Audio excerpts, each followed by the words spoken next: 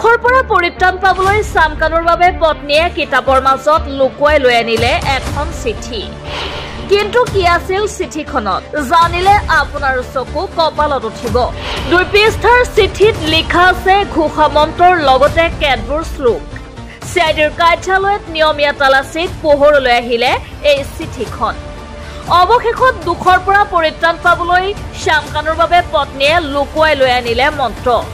এবাৰ দুবাৰ নহয়, লকআপৰ ভিতৰত 5 বাৰকৈ পঢ়িব লাগিব এই বিশেষ মন্ত্ৰ।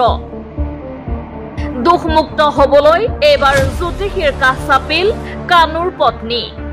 কি ঠিক মন্ত্ৰ পাঠ কৰিয়ে কিজানি কানুৱে লাভ কৰে মুক্তি।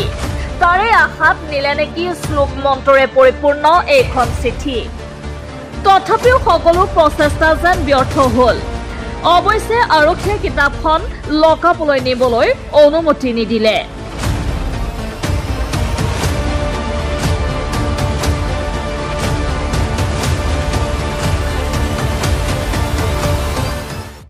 কাগজপত্ৰ ডায়েৰী কিবা এখন কিতাপো আছে। কাগজপত্ৰ ডায়েৰী কিবা এখন কিতাপো আছে।